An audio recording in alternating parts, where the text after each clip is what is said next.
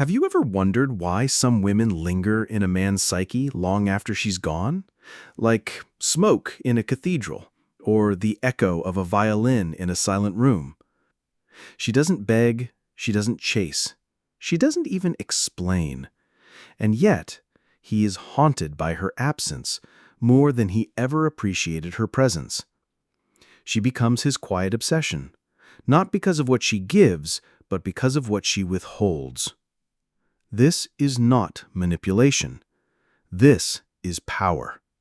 The kind that is rooted not in performance, but in presence, in mystery, in deep, embodied femininity.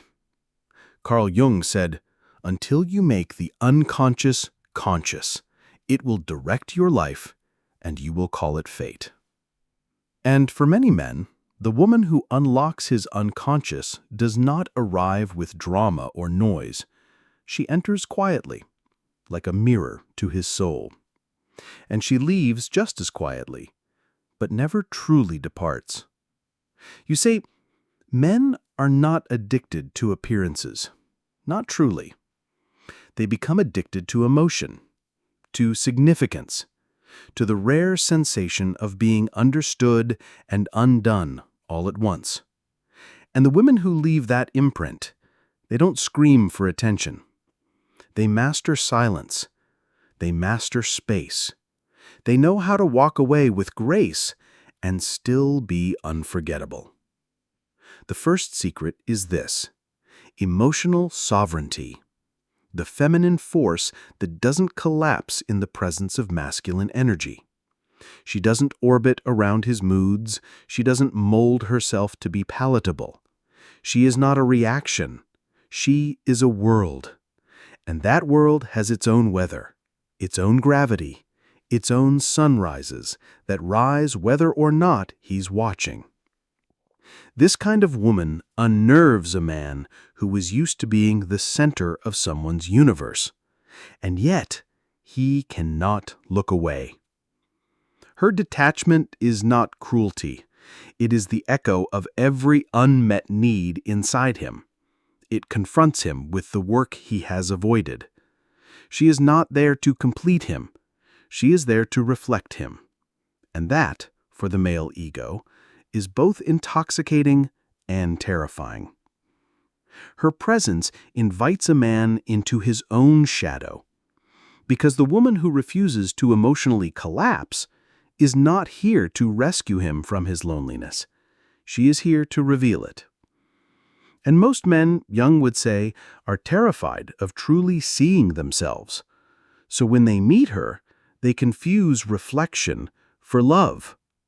They chase her not because she makes them feel whole, but because she shows them how incomplete they are. She walks into a room and she does not seek approval. She offers energy. And yet she withholds something that no charm, no conquest, no performance can extract: her emotional core. She gives slowly, selectively, with discernment. And men feel it, that they're standing before a woman who doesn't just want to be chosen. She chooses. And that makes her dangerous, irresistibly so. The second secret is silence. Not the kind that punishes, but the kind that reveals. The kind that, in the right moment, speaks louder than any argument. A woman who has mastered the power of silence is a woman who no longer needs to be understood to feel worthy. She knows the difference between explaining and expressing, between reacting and responding, between filling space and owning it. And that silence, that refusal to beg, to prove, to pursue, becomes a void in which the man is left alone with himself. What does a man feel in that silence? Panic, if he is ruled by ego? Curiosity, if he is ready for truth? A woman who knows how to go quiet does not disappear. She amplifies her energy in absence. Jung called this the anima, the eternal feminine image in the male unconscious. And when she withdraws, she becomes myth, memory, obsession. The mind will replay her last words, her last glance, her last boundary, until it turns her into something larger than life. Not because she is unreal, but because she's rare. And rarity is addicting. But here's the paradox.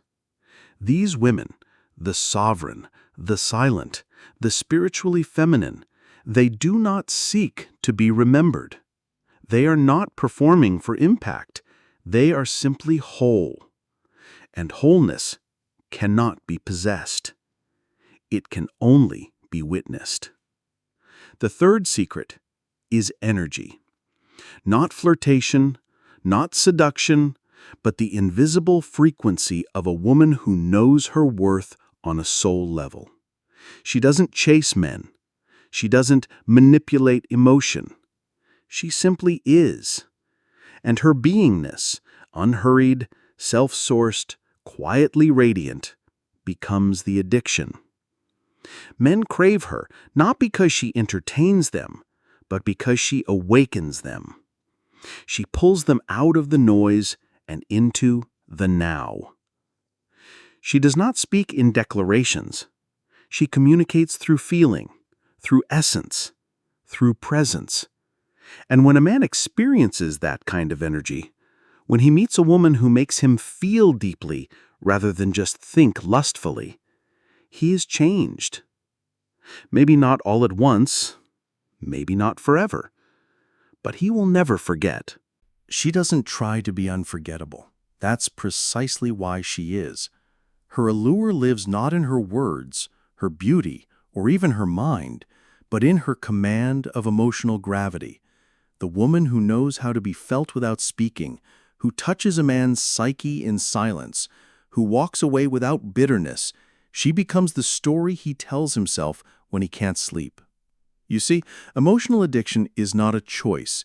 It's a response to unmet hunger, to longing that was once faint but has now been amplified by her absence. She becomes the metaphor for everything he didn't know he was missing. And it's not just your presence he craves.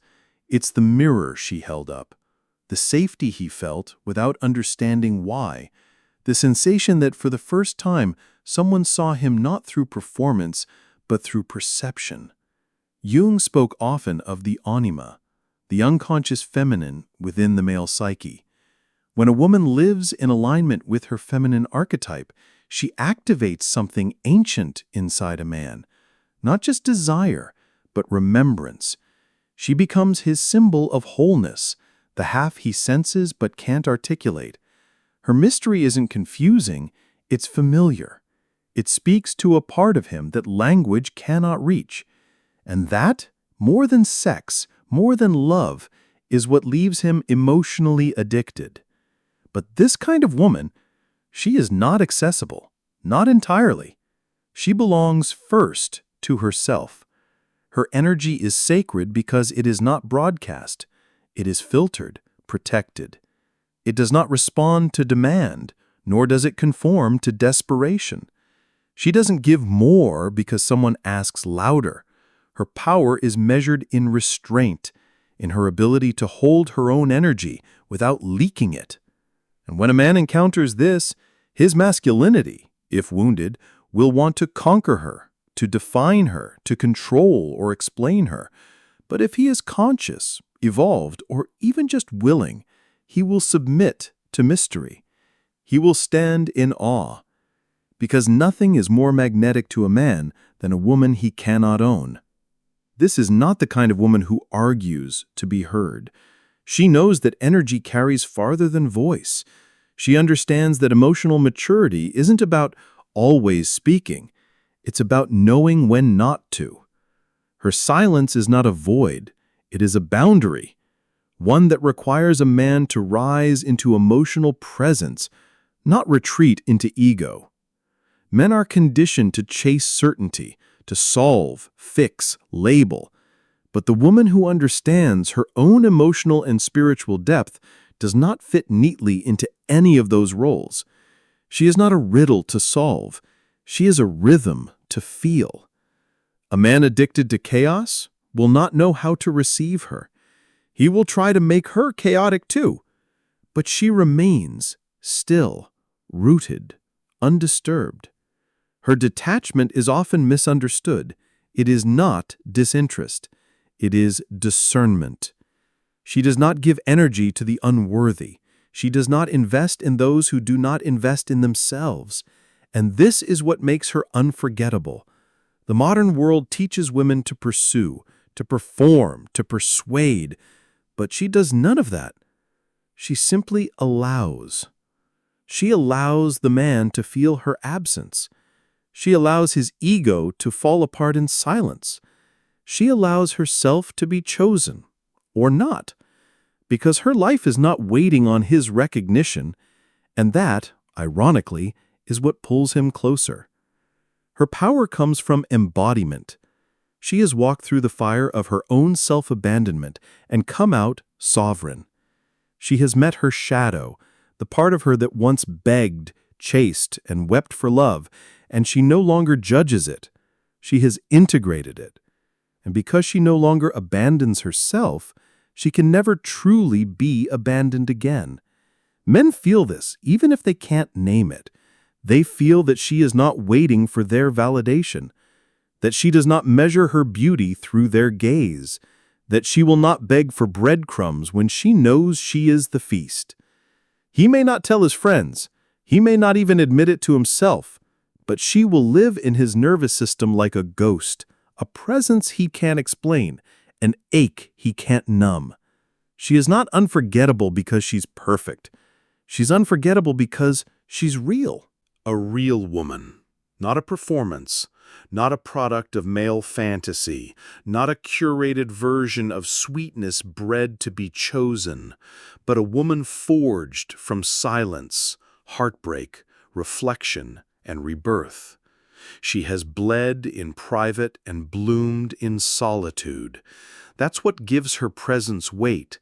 That's what makes her unforgettable. Because what most men don't realize is this: true feminine energy is not soft for the sake of being soft. It is soft because it no longer needs to be hard. It no longer needs to defend, prove, or compete. She is not a siren luring with desperation. She is a flame, still, bright, untouchable. And the man who comes too close with the wrong energy will burn. This kind of woman walks with the unconscious force of centuries. Her voice is ancient. She doesn't have to raise it. Jung might say she channels the collective feminine, the archetype of the mystic, the empress, the high priestess. She doesn't seduce through skin. She seduces through soul, not because she is trying to, but because she is. Her boundaries are not walls, but sacred filters. She does not explain them, she simply enforces them. A man used to women who fold will be startled. A man used to emotional chaos will feel lost. A man ruled by ego will feel rejected. But a man who is ready, truly ready, will lean in, not to conquer her, but to meet himself through her. For that is the ultimate truth. The feminine that makes a man emotionally addicted is not giving him more of what he wants. She's giving him a reflection of what he needs.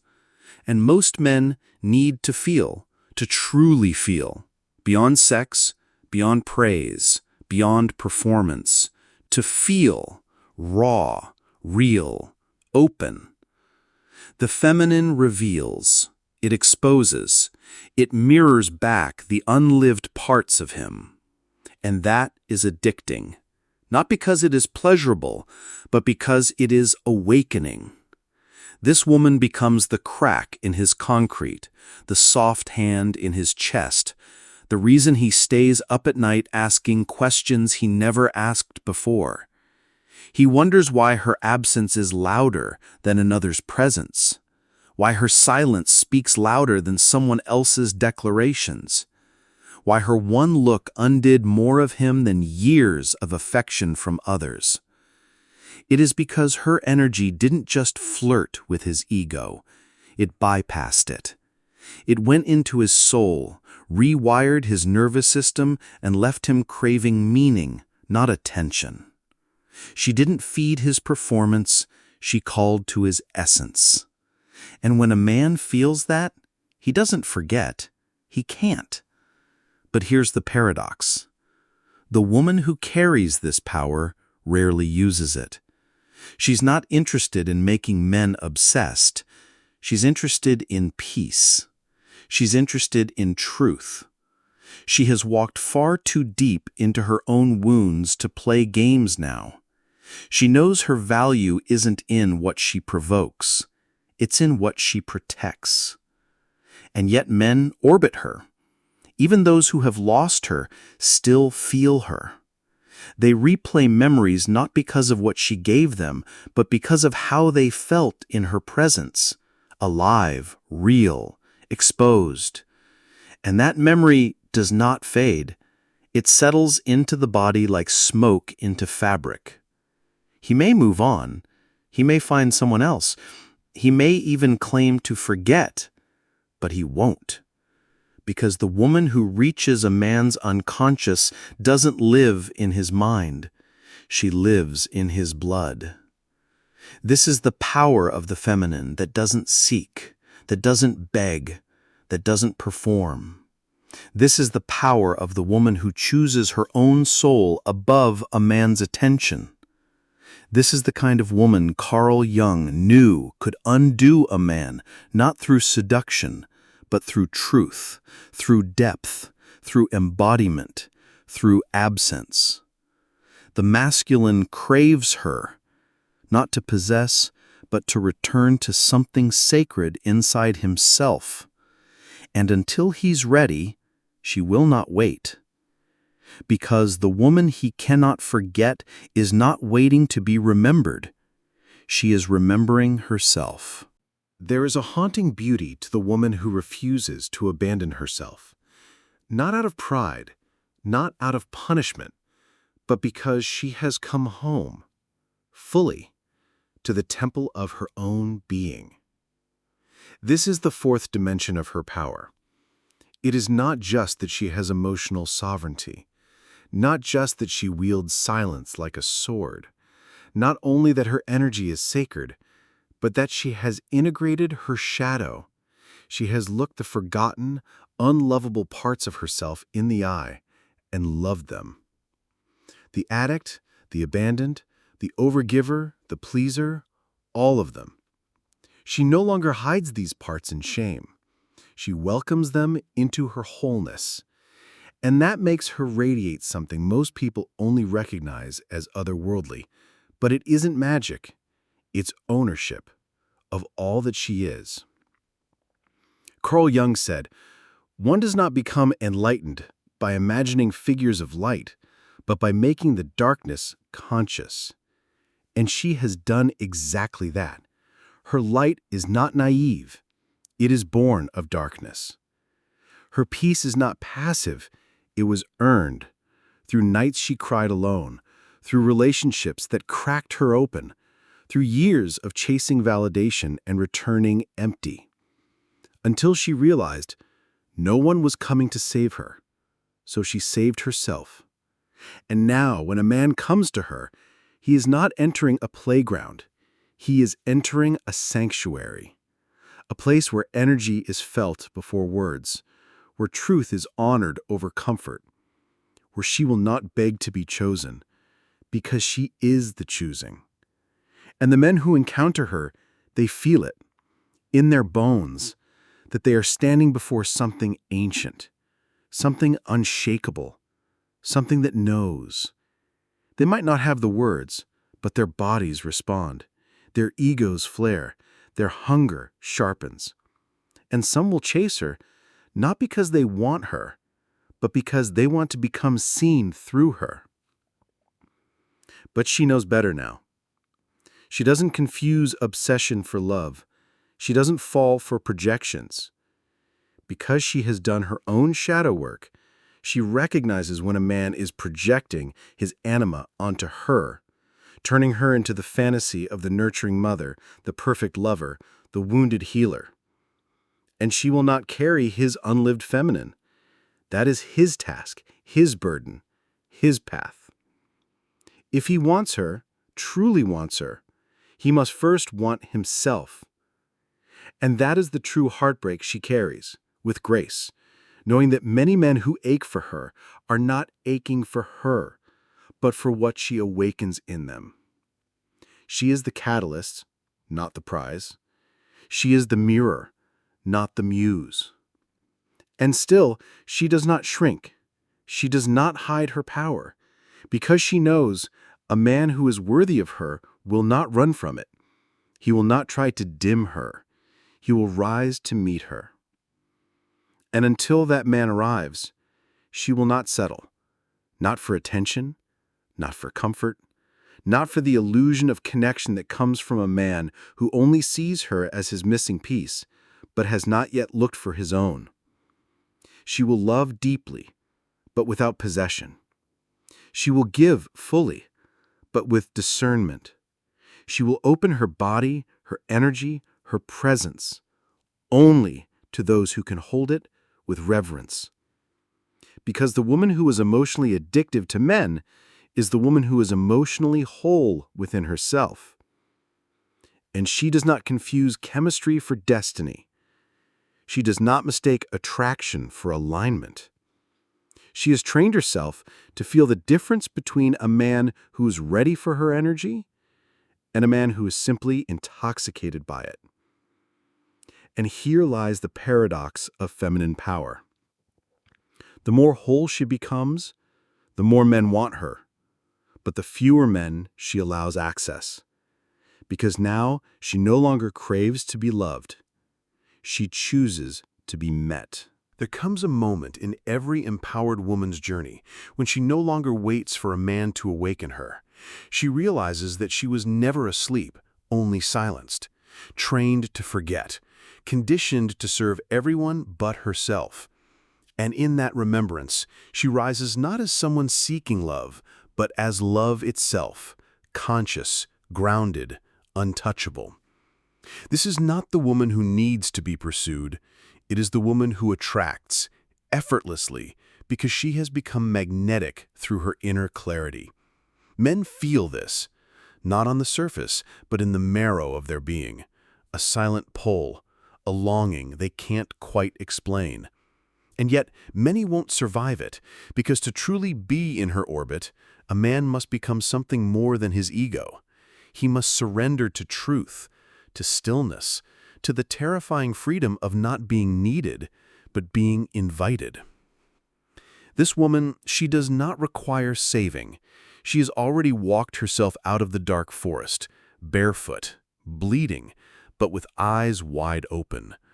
Her wounds have become her wisdom. Her past no longer holds her.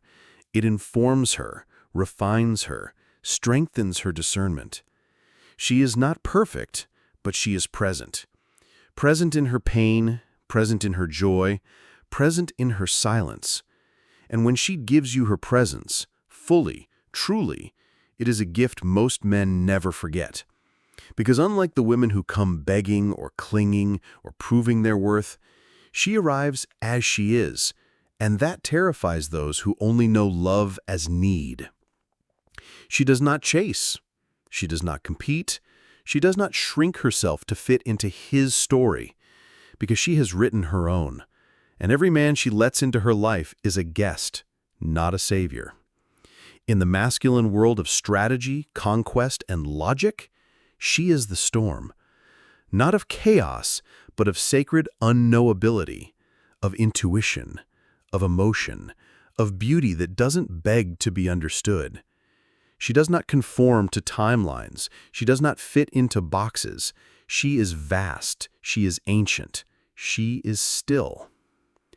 And this is why she's remembered, because she cannot be replaced. You do not simply move on from a woman like this. You evolve, or you suffer. She doesn't close the door with vengeance. She closes it with reverence for herself. And that kind of goodbye is worse than hatred. It is clean. It is whole. It leaves no thread to pull on, no drama to chase, only the echo of what could have been, had he been ready. He will try to recreate her in other women, but something is always missing. Her silence, her gaze, her self-trust, the way she breathed truth into every room and never once asked for applause, because she didn't need it. She was the applause. This is the woman who, according to Jung, has completed the sacred task of individuation. She is not ruled by trauma, not hijacked by her inner child. She holds them, yes, gently, fiercely, but she no longer becomes them. She is integrated, and that is the rarest kind of beauty. For the men who are not ready, she is too much. For the men who are ready, she is home. But here is what matters most. She does not live her life waiting to be chosen. She does not bend her energy to be liked. She knows who she is, in light, in shadow, in softness, in silence. And that woman, she is not the storm he escapes from. She is the storm he remembers. The one who reminded him that love is not something you chase. It is something you become. The woman who knows her worth doesn't chase. She chooses.